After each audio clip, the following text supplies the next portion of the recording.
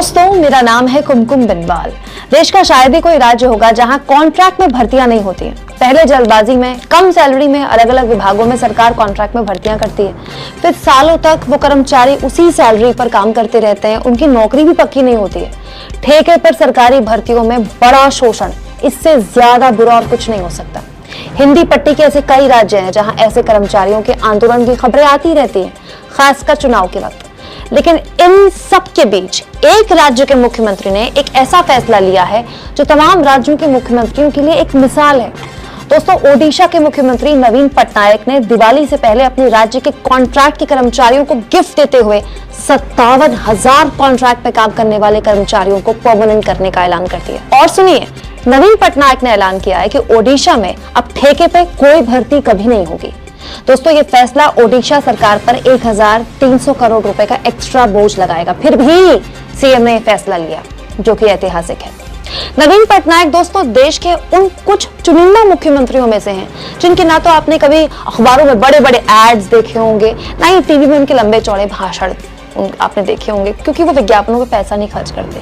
बिना किसी शोर शराबे के पिछले 22 सालों से नवीन बाबू ओडिशा को एक बीमार राज्य से देश के सबसे तेजी से आगे बढ़ने वाले राज्यों में से एक बना रहे हैं। जब भी कोई बेस्ट सीएम वाला डेटा निकल कर आता है, कोई भी एजेंसी ऐसा कोई रिसर्च करती है ना, नवीन पटनायक नंबर 2, नंबर 1 और नंबर 3 की लिस्ट में से एक होते हैं। दोस्तों, जब भी कोई नेता 22 सालों तक मुख्यमंत्री जैसे पद पर रहता है ना, तो उसमें घमंड आ जाता है, अहंकार आ जाता है, वो जनता से दूर हो जाता है। ये होता है, हर किसी के साथ होता है।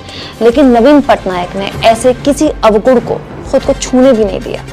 क्या आप जानते हैं, नवीन पटनायक शायद देश के इकलौते ऐसे मुख्यमंत्री हैं जो अपने राज्य की भाषा नहीं बोल सकते, नहीं आती उनको बोलनी, लेकिन उससे ऊपर जाकर नवीन पटनायक ने अपने राज्य के लोगों के मन की बात समझी और पूरी तरह से कॉन्ट्रैक्ट भर्ती ही अपने राज्य में खत्म कर दी।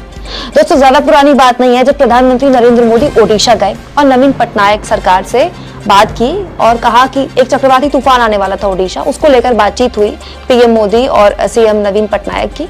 और पीएम मोदी ने कहा कि केंद्र सरकार आपको 500 करोड़ रुपए की मदद देती है। पीएम ने ऐलान किया और अगर आपको जरूरत होगी तो हम आपको और मदद देंगे।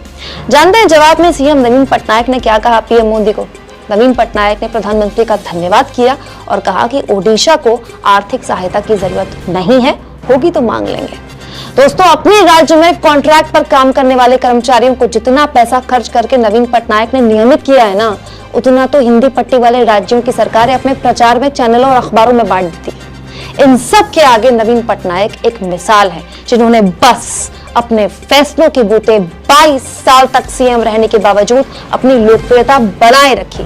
पॉलिटिक्स हो तो ऐसा।